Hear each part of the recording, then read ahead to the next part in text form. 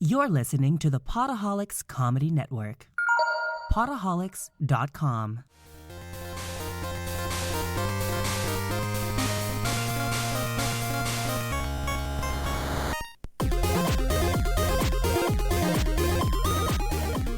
Welcome to Codex, a history of video games. I'm Mike Coletta. And I'm Tyler Osby. And today we're going to talk a little more about the Nintendo Entertainment System, as well as Howard Phillips and 3 influential Nintendo games from 1987. Tyler, take it away.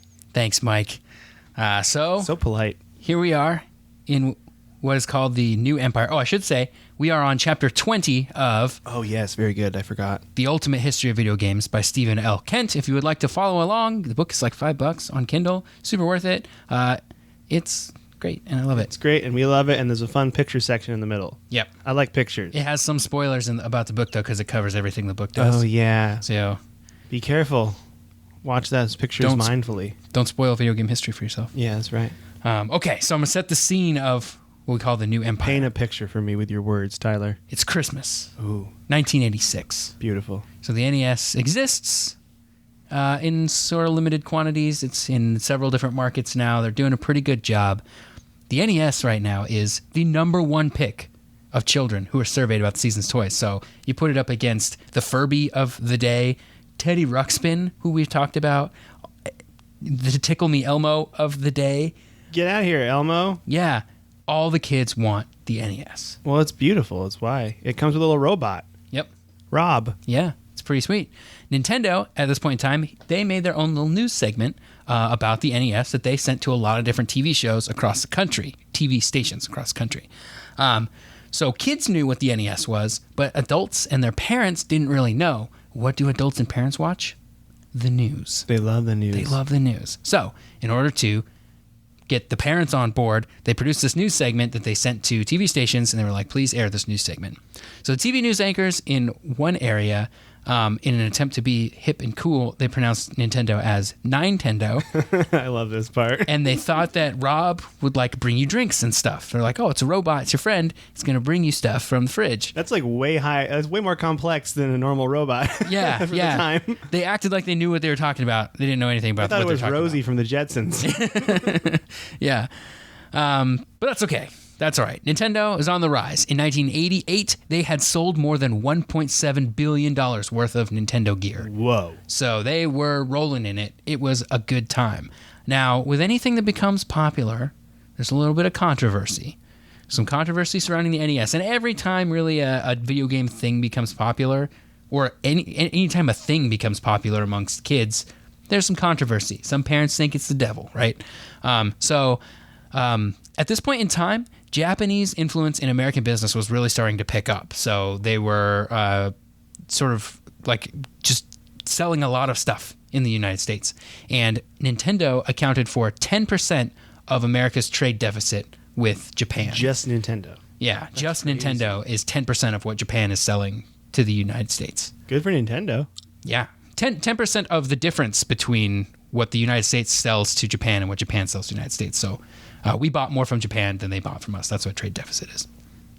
That's good, because I needed that explanation, because I was mildly confused. So they were 10% of that. Some Americans were starting to become not okay with all of the Japanese influence in American business.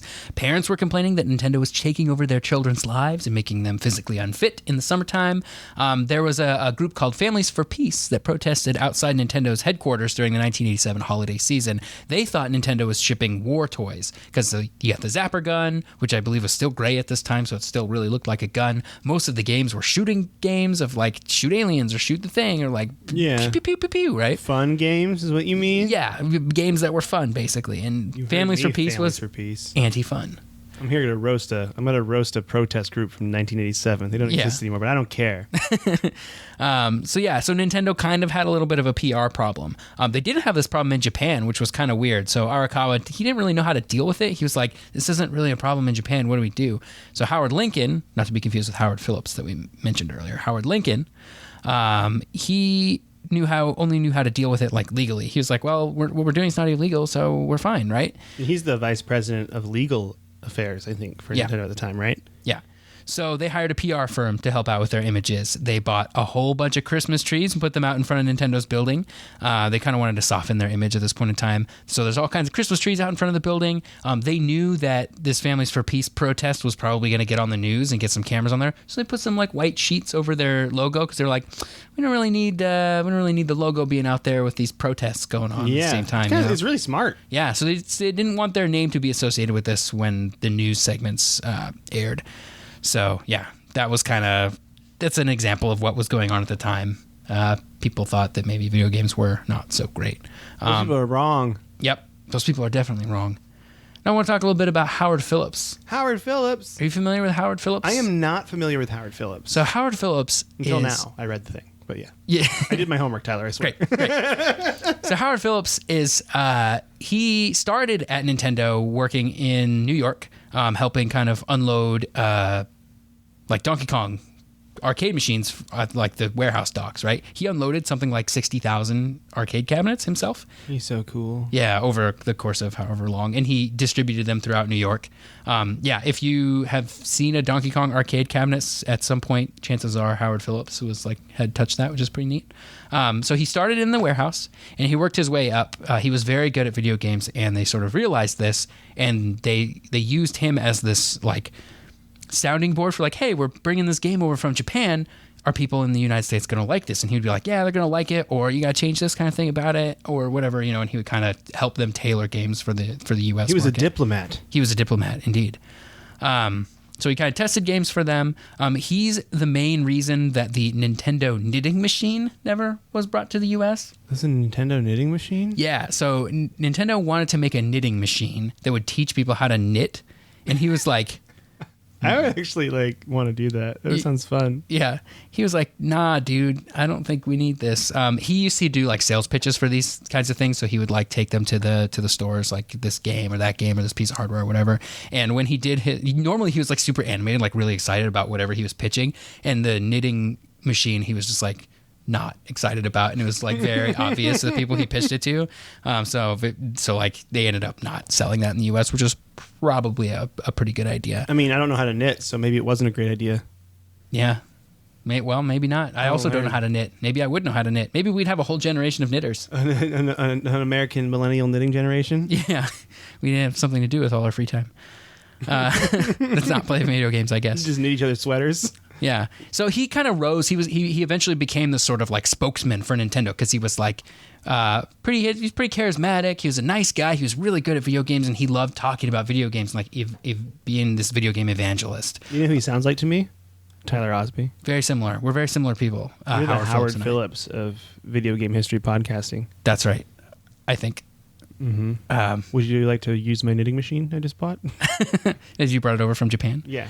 Yes, I would. I would love to learn how to knit. He's also the reason they never brought the Japanese Super Mario Brothers 2 over to the U.S. They did bring it over later in Super Mario All-Stars on the Super Nintendo called The Lost Levels. I never played this, The Lost Levels. I remember seeing it on All-Stars. Yeah, it's because they're super hard. Wait, is that the one with the bottle, like beaker, that you throw on the ground and the doorways appear? Or is that Super Mario Brothers 3? No, that's Super Mario Brothers 2. So the Super Mario Brothers 2 that's in the United States is a completely different game from the one that released in Japan.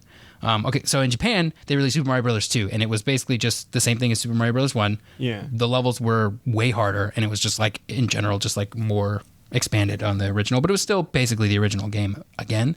And when Howard Phillips played it, he was like, this is way too hard. People are not going to like this. Mm-hmm. And so they just never released it in the United States. What they did do for Super Mario Brothers 2 in the United States was they took another game that we could do a whole episode on this whole saga, but there's another game in Japan called Doki Doki Panic. That's right, and they reskinned it with Mario characters. Yeah, and they made that Super Mario Brothers 2. They didn't change the dodo, which is what that's from, the egg shooting bird, right? Yeah. Isn't that the dodo? Birdo. Birdo. Yeah. Is there something called the dodo? Well, there's a real bird called the dodo. Yeah. And is also dead, much like the NES these days. Ooh, rip. Yeah, so Doki Doki Panic was brought over here, Super Mario Brothers 2. That went over a bit better than Lost Levels probably would have.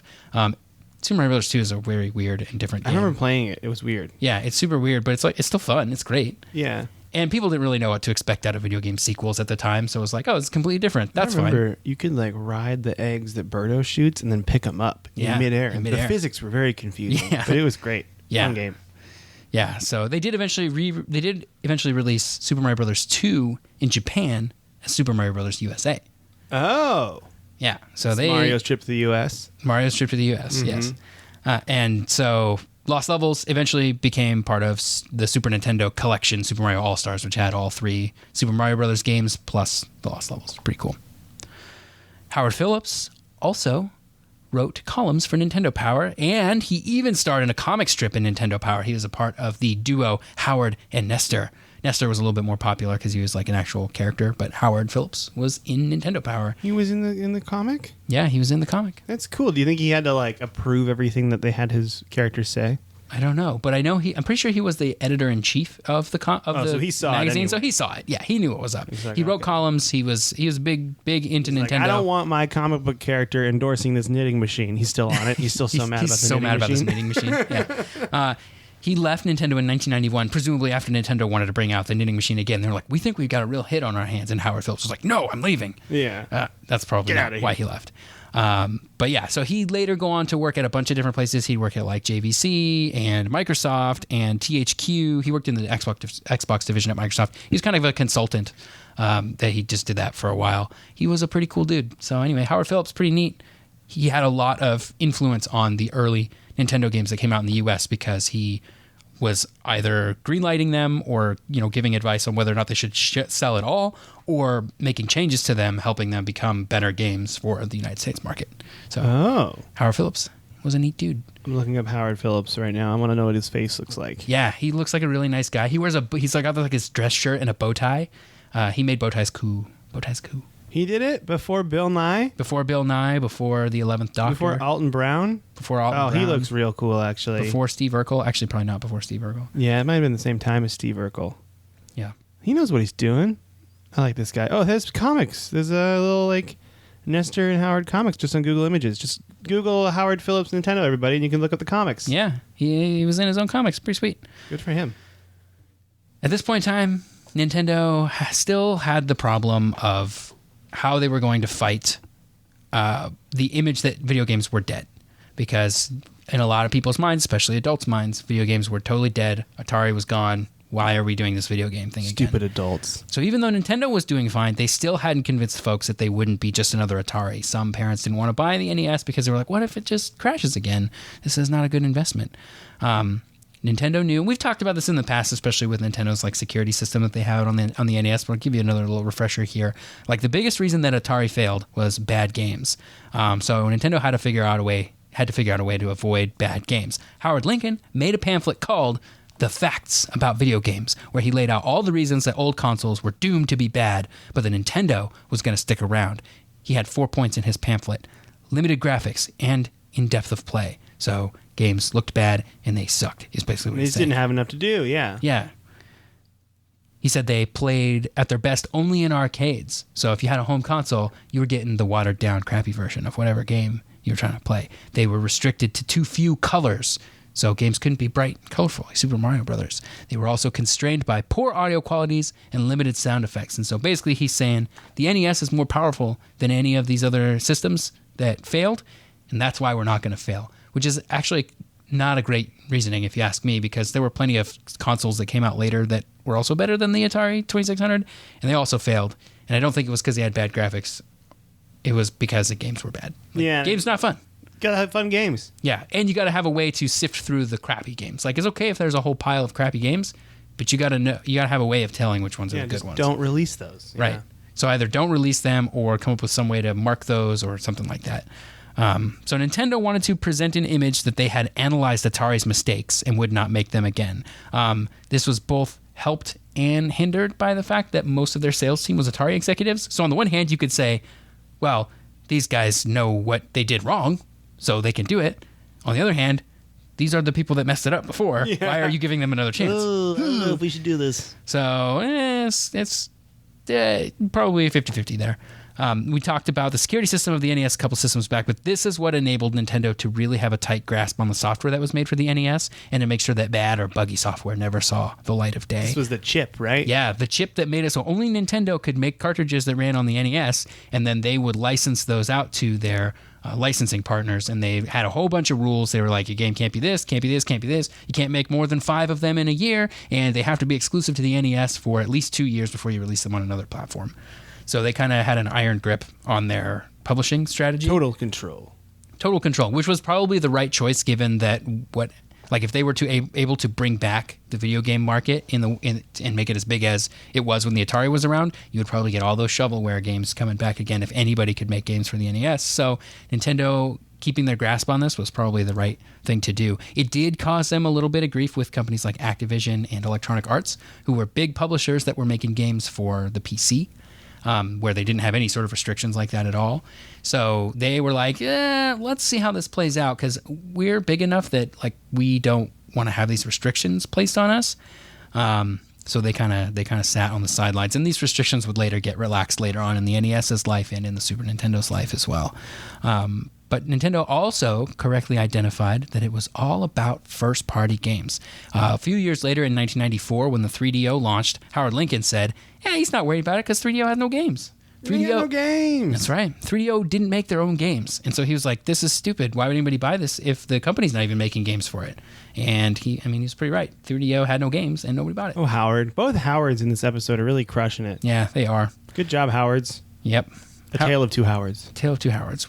I wonder if either of them were ever called Howie. Howie? Howie. I don't know if anyone goes by Howie except for Howie Mandel. And I think that's the way it should be. Probably right. Yeah. Yeah. I'm going to start calling you Tylee, though. Isn't that okay? Isn't there a Howie in the Backstreet Boys?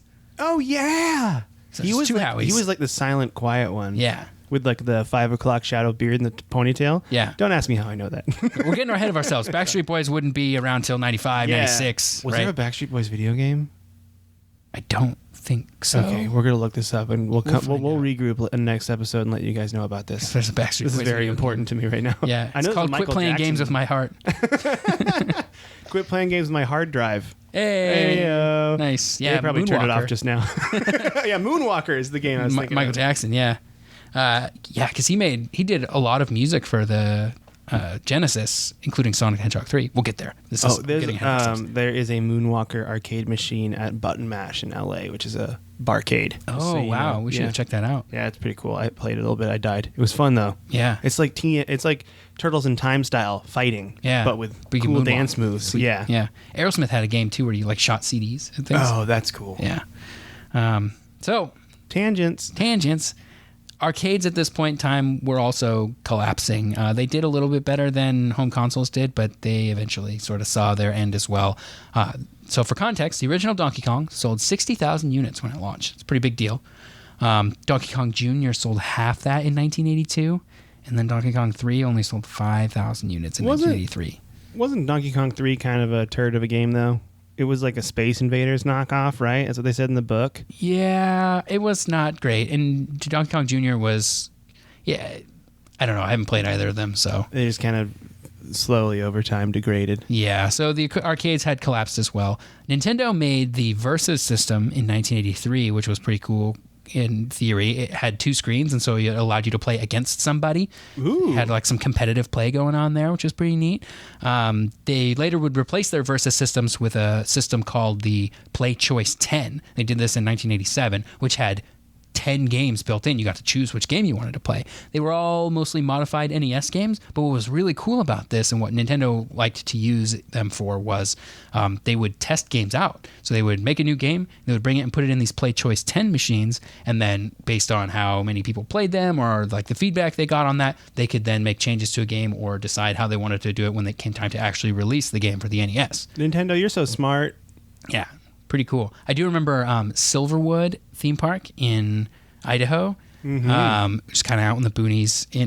I've never been. You've never been to Silverwood? I've never been. Let's go. Oh yeah, dude. Right now. Let's just hop in the car and go to Silverwood. Mm-hmm. So for those of you from I want to say Pacific Northwest, but not really, Eastern Washington State, Idaho, Yeah. which is probably a very small, maybe even 0 of you are from there. But there's a theme park called Silverwood. It's pretty cool. They have an area where they serve pizza, and they have a versus machine there. At least they did last time I was there. It was like Super Mario Brothers versus. So that's all I know about that machine is I played Super Mario Brothers in an arcade, and I thought this was crazy. I would say now that I know about these, I'm going to keep an eye out for them when I go to arcades. Yeah. Try to find me a Play Choice 10 machine. Yeah, pretty cool. So in 1987, though, the NES had games. Games! I want to talk about 3 specific games. These are the games that are listed in the book. I don't know if we can like play these in the background, so I'm just going to start singing them. Dun, dun, da, da, da, da. The first game I want to talk about, The Legend of Zelda. Oh man, I could do a whole episode on Legend of Zelda. We could do a whole series on Legend of Zelda. Should. Just the history of each game. Like we could go really in depth there. I could see us when we're done doing the general timeline, going game by game, and I think Zelda would be one of the first ones we did. Yeah, we could do an episode on the series as a whole. We could do a whole series of episodes on the history of Zelda. Oh man, I get excited thinking about it. Big fan of Zelda, the two of us. Yes, huge. This game was made by Shigeru Miyamoto. Hero of video games. That's right. Shigeru Miyamoto. Am I right? Creator of Donkey Kong. He just dropped a microphone, if you guys didn't know. Just a spare. We have it around. Yeah, we just keep... There's the microphone we have. We just drop. It's pretty beat up now because we drop it a lot. Yeah, it was broken to begin with, but... So Shigeru Miyamoto, this is the same guy who created Donkey Kong. Same guy who created Super Mario Brothers. Oh, man. What a luminary of video game. Ooh, good word choice. I hope I used that word right.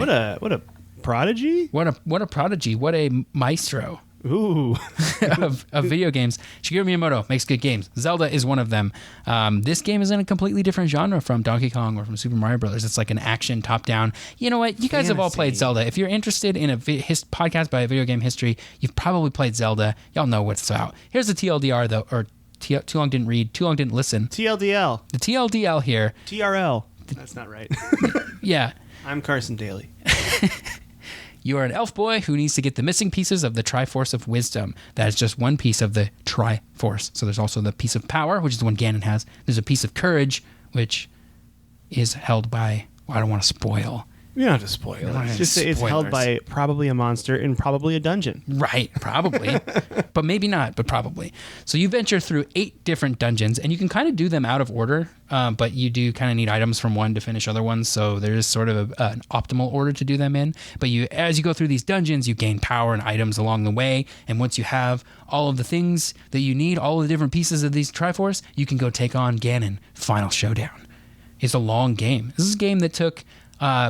like 10 hours to like really get the hang of, which is something they were really worried about when they first launched it. They were like, I don't know if people are going to want to play this game. That it's so hard to get into because, you know, people have short attention spans, and most of the games they played up until this point was like, oh yeah, you're Mario, you run and you jump on stuff, and like as you get better, you make it further. But the concept is pretty simple. Zelda was a little bit tougher. It was also the first home video game with a battery-backed save file. Ooh, this is exciting. Because the game was so long, you couldn't beat it in one sitting. So you had to save your progress. And in order to save your progress, you needed some sort of flash memory that you could write this to. And back in those days, flash memory that didn't require a power source to hold what it had was super expensive, so they'd put a battery in there. That's what it means by battery-backed. And those batteries lasted about 10 years, which is pretty good, although... most of those cartridges probably have dead batteries now. They're actually pretty easy to replace. I think if you pop the cartridge open, it's like a watch battery. You can just like put a new one in there. Yeah. So that's pretty cool. Most games at the time that had like progress that you would want to save would use like a password system. I hated this system. Yeah, it's bad. But it's the best they had, and it didn't require battery saves. But Zelda was a little bit different. Because there's just so much stuff to keep track of that a password system would probably be just so long and undecipherable that it just like it would turn people away. But also it had been originally developed for the Famicom disk system, which came out in Japan, did not come out over here. In a disk system where you're storing these things magnetically and magnetic tape, you don't need a battery to back things up, so you don't have to do passwords. You can just store your save on the disk. And so the game had already been made with this style of storage in mind and not passwords. So when they brought it to the US, they were like, well, we got to figure out a way to do these saves. I guess we'll throw a battery in here and we'll do some flash memory. Japan gets all the cool stuff they this do. time. Yeah. The disk drive was pretty sweet. That's also where Super Mario Brothers 2 came out on the disk drive as well. Ooh. Not for any particular reason. I think they were just really pushing this disc I was drive. like, look at this disc drive. It's really cool. Yeah, it's pretty neato. So yeah, that's pretty cool. First game with like save files. It held 3 characters, so you could have 3 people could save their progress. 3 brothers. 3 brothers, that's right, or sisters. Or sisters. Yep. Or friends. Or mom and dad and the kid. Mom, dad, and kid's a good combo because it means your parents are spending time with you. That's right. That's good. Yeah. That's good stuff. Grandma can get in there. Yep. The dog. The dog, if you want. She chews the controller while it's on. It also had like a second quest. If you named your character Zelda, you got a whole different set of dungeons and stuff in that game. Really? Yeah. Whoa, I didn't know that. Yeah. It's a cool. whole different game? Yeah. I mean, it's still the same general idea, but the dungeons are all different. You can do them. I think they're in a slightly different order. Some of the secrets are different. It's like, it's a new You game. just had to name your character Zelda. Yeah. Whoa, that's a really cool feature. Yeah. It was pretty cool. It was also what's pretty cool about it. It came in a shiny gold cartridge. Yeah, I had it. Yeah. I was telling Tyler before we started, I had the shiny gold cartridge from an auction as a kid because I feel like a church auction is how you got most Nintendos as a kid. That's what happened to me. They were pretty big in the 90s. Yeah, we got a lot of that stuff going on. Yeah, so Zelda would have a gold cartridge. Zelda 2 on the NES would have a gold cartridge. And then Ocarina of Time would also have a gold cartridge for the pre-orders. I really want one of those gold cartridge Ocarina of Times. If you guys have a gold cartridge Ocarina of Time, I would like to buy it from you. Tyler would purchase it from you with hugs. That's right. And money. But if you wanted hugs, he'd give you that too. You'd have to come to LA. Because you'd be doing him a big favor. Yeah, I really want one of those. Mm-hmm. And I want Tyler to be happy, so I'll give you a hug and money too. Wow. Yeah. This will turn out to be a really good deal for yeah, those. if you guys have that gold cartridge, ooh. You're getting hugs all day. Yeah. Or not. If you don't want hugs, like I would not. You might get more money. Yeah, I would definitely not want to force a hug on you. That's right. But I would definitely buy it from you. Okay, anyway, now that my want to buy post is out done, in the world. Is out in the world. People are going to listen to this like 10 years later. Like, I wonder if you ever got that gold cartridge. And then it turns out you got 150 of them. And they line your walls. It's like you put one wall and just cover it with gold cartridges. Just my wallpaper is gold cartridge Zeldas. Zelda was also the largest NES game at the time. Just in terms of like data usage on the cartridge, it was just the biggest, which is pretty cool.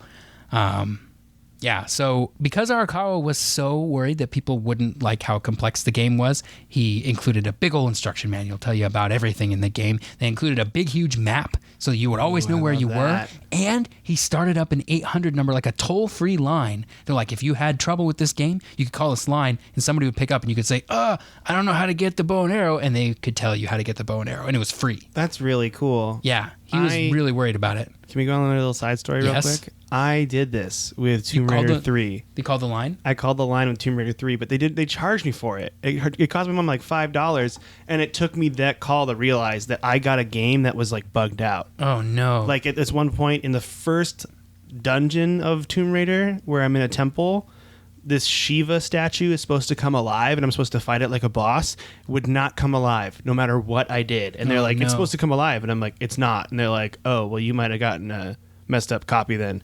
Sorry. And that was it. They didn't like offer anything. Yeah, because they were not a part of the company. Yeah. They were like a third-party contractor, I'm guessing, that you call in and give you help.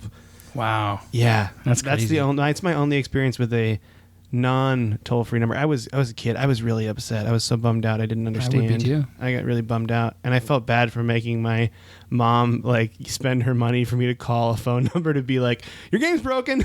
We're not going to do anything about it, but it's broken. She's okay with it now. I'll go buy her lunch or something, and I'll be like, this is for that non-toll-free number. Yeah.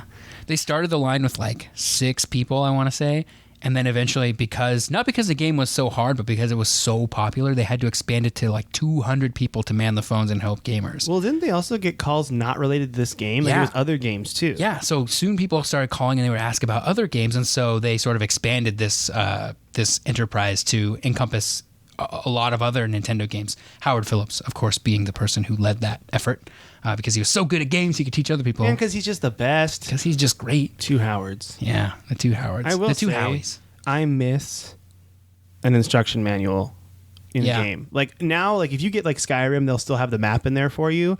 but you don't see instruction manuals anymore because of the internet. Yeah. It's just like, go to this website. Man, I used to love, like, you get a game and you'd be sitting in the car ride home. You just open it up and you pull out that instruction manual. You start reading the story. It's the best. Yeah. It's the best thing in the world. I found with my N64, I saved the booklets. I have the booklets. I have a lot of my booklets, I don't too. have the boxes, but I have the booklets still. Yeah. Which is exciting. Yeah, it's pretty... Take a little trip down memory lane, read Pod Racer's instruction manual.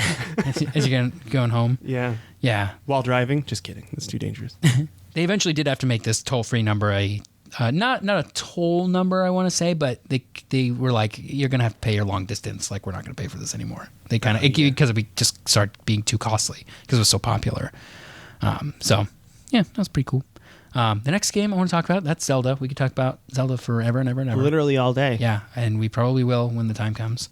Mike Tyson's Punch-Out is another one that the book mentions. This has a cool theme song, too. Yeah. It's like, dun, dun, dun, dun, dun, dun, dun, dun. Dun, dun, dun, dun, dun, dun, dun, dun. That's the theme song for it. I was going to let you go for as long as you I wanted could to. go pretty long because there was another podcast that used to do a segment on professional wrestling, and they would play that song in the background. And I'm like, this is so cool. And it was my friend's podcast. And I'm like, what is that? He's like, oh, it's the Mike Tyson's Punch-Out theme. I'm like, what a cool... That theme and then Guile's theme from Street Fighter are two of my favorite video game theme musics. Yeah, that's pretty good. Musics? Sure. Why not? So Punch-Out, not Mike Tyson's Punch-Out. Punch-Out, Just Punch-Out. had been an arcade game. People would play, and you had it was like, it looked like it was a fighting game, and that's what it looked like from the outside, but really what it was kind of a puzzle game, because you had to know what your opponent was doing, what their moves could be. Each of the opponents had like a different set of moves and like different tells to know when to hit them and when they were weak and like when to dodge and stuff like that. So it was really more of a puzzle game and a reaction game based on what you saw on the screen. That's good to know, because I've never played this game.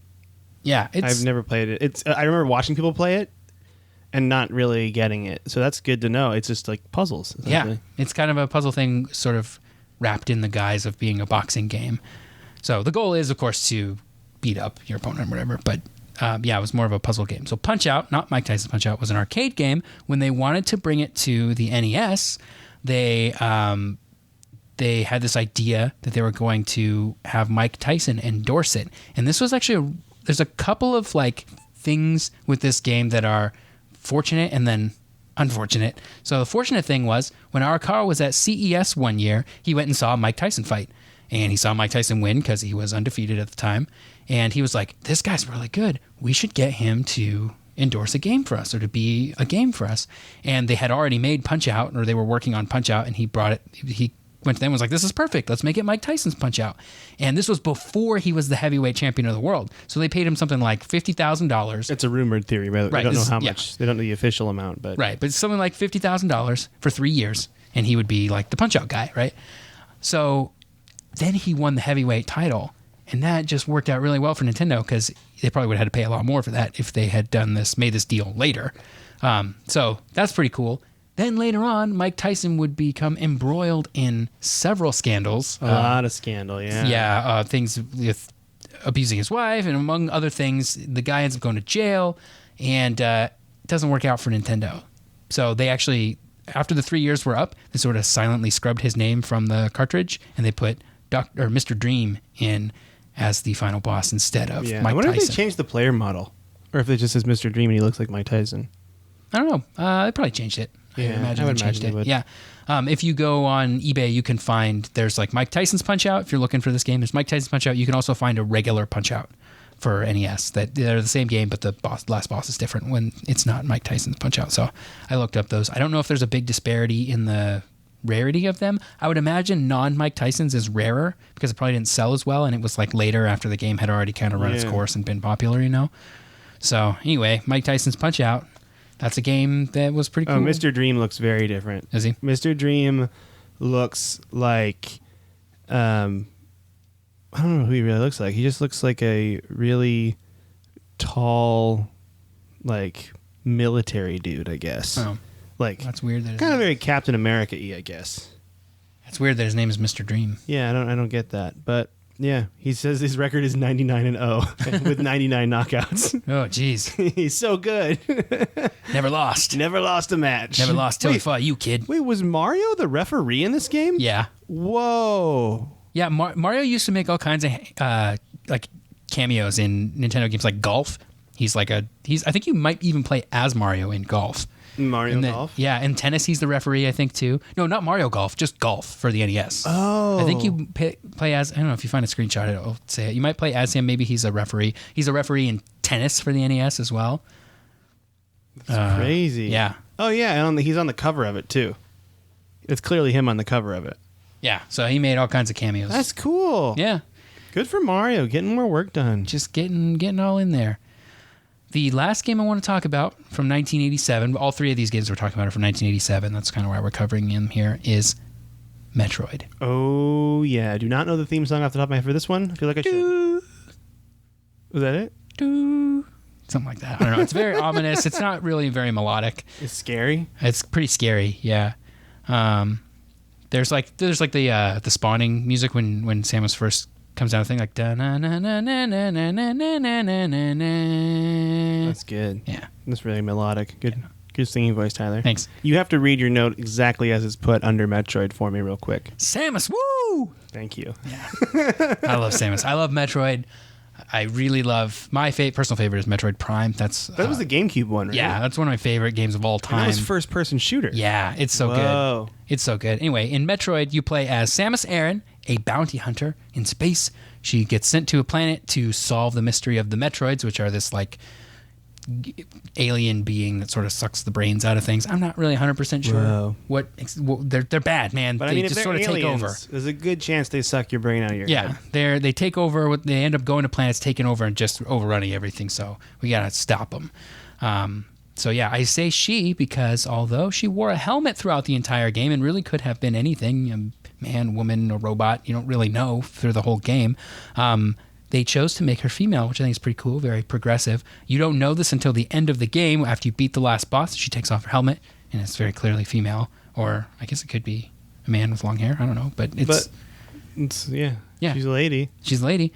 The instruction manual for Metroid does not refer to her as a she. It refers to her as a he, which I think, and I could be wrong about this, but I think it's like a translation error from the Japanese version, which used gender-neutral pronouns when describing Samus. They just didn't do that also, and they just made him a he. They translated it bad? They just translated it poorly, yeah. So, yeah. Anyway, that's pretty cool. I love... The first Metroid's great. The remake for it on Game Boy Advance, Metroid Zero Mission, is probably the best version of that game. It's so good. Metroid 2 is really good on Game Boy. They remade that for the 3DS, which you should check out because I know you just got a 2DS. Oh, yeah. Yeah, Metroid Samus Returns is really good. Ooh, I'll play that. Yeah, super fun. Metroid 3, also known as Super Metroid on the Super Nintendo, is widely regarded as one of the greatest games ever made. Metroid 4, also known as Metroid Fusion, was on the Game Boy Advance, which is also super good. Metroid Prime series, well, the first Metroid Prime in particular is like my favorite GameCube game. That was GameCube. Yeah. And 2 and 3 are good, though?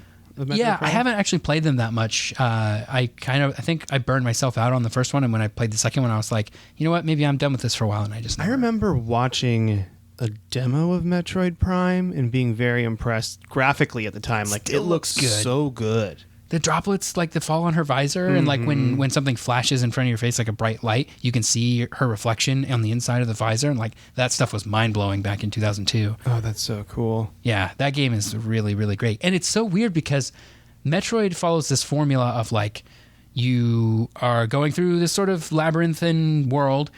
You're going by things that you can see, but you can't get to. You're like, oh, I really want that missile upgrade or whatever, and I can't get to it. But you know that later on, after you beat a boss, you're going to get a power that powers you up and you'll be able to come back to that area. Large part of Metroid is backtracking to old areas and finding out what secrets you can find there with your new gear, which is really fun.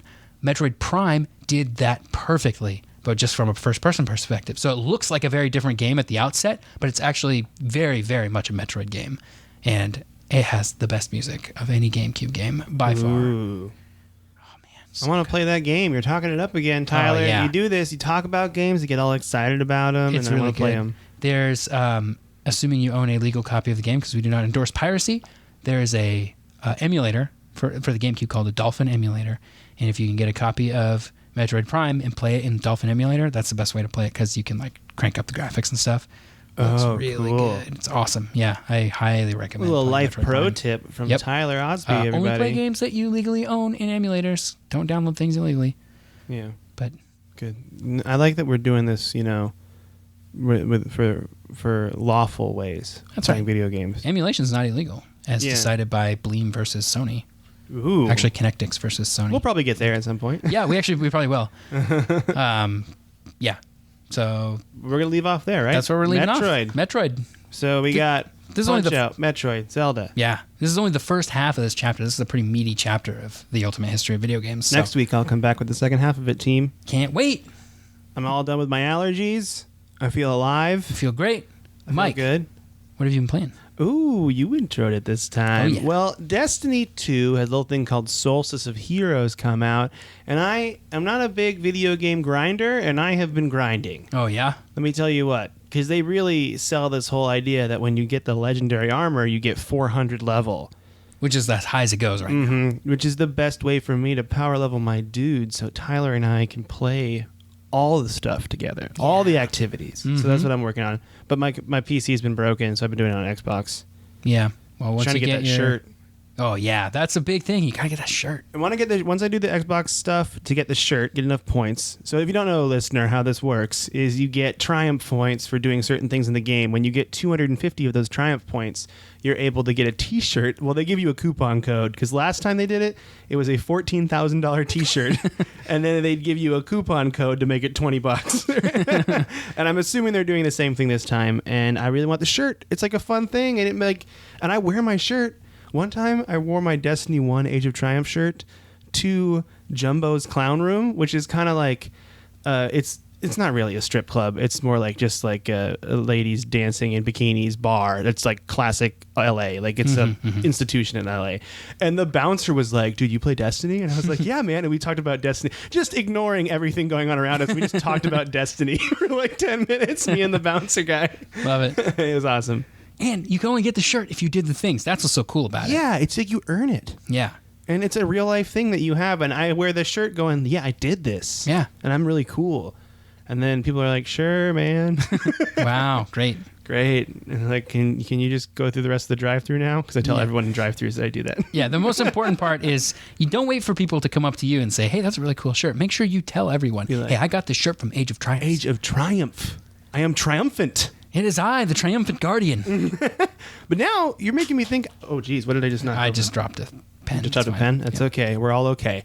I want to probably get now another 2DS game, and I might get that Metroid game. Metroid's pretty good, dude. I think that's on my list. I haven't really touched Mass Effect that much because this Triumph thing started, and then I've been all about that. Yeah, you got to get that 400 armor. But I'm really, really enjoying it so far. It's like a good grind. It doesn't feel so bad. Especially it's a grind that you're meant to play with friends, and it's a lot better. Yeah, and they give you the whole month to do it. Other grinds they've had have been like this, like cram everything into a week, and if you're not playing so much during this week, you just miss the thing. Yeah, and I would just miss the thing because I don't have time. Yeah.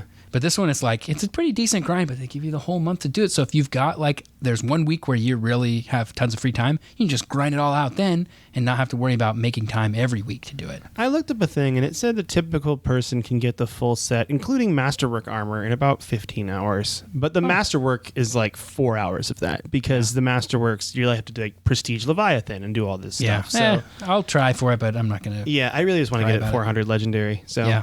But yeah, I've been doing that. What have you been playing? I've been playing that too, as well, and some World of Warcraft. I really haven't changed that much from last week. Like, still playing some World of Warcraft, still playing just other games. Like, that's about it, actually. Not other games. I really just can't wait to go get the RAM that just got shipped to my house so I can make my PC again. Oh, yeah, you had bad RAM, huh? I had bad RAM in my PC. It was causing games to just shut down, specifically Destiny, just telling me I had like an error and I had to scan the install. And then the install was like, everything's like ship, shop, shape here. Is that it? Ship, shop, shape? Ship, shop, shape? Ship, shape? Ship. Chirp? I don't know. But yeah, it's been pretty good. Yeah. So we've been kind of just on that Destiny train, I guess. Nothing new. But thank you all so much for listening. Next week, we will go more into a little bit of Nintendo. I believe Sega pops up a little bit in the end of Chapter 20 as well. Yeah, dude. Maybe some early console war kind of stuff, but not the Genesis Nintendo. The Genesis SNES, which is the big one. Right. The most the largest console war, the most combative, violent. No, not a Cold War, a very hot console war. Yeah. So we'll talk about that next week. As always, I am on Twitter at @mecoletta, and Tyler's on Twitter at sneakerelf, elf, ELPH. Mm-hmm. You can email us at codexhistorypodcast@gmail.com. We're on the Potaholics Network. They have other cool stuff there. Thank you so much to you who've given us ratings and reviews on iTunes or Stitcher. It means the world to us. We would love to have more, and we'd also love for you to tell your friends about the podcast because we don't do any advertising, and we feel like we got a good thing going on here. Just a nice, fun thing. And we appreciate the tweets and emails. If you do that, it makes us feel very nice. Yeah. Love talking to people. Thank you so much. Cool. Thanks. Have a good day, everybody. Bye. Bye. This has been a Potaholics Comedy Network presentation. Potaholics.com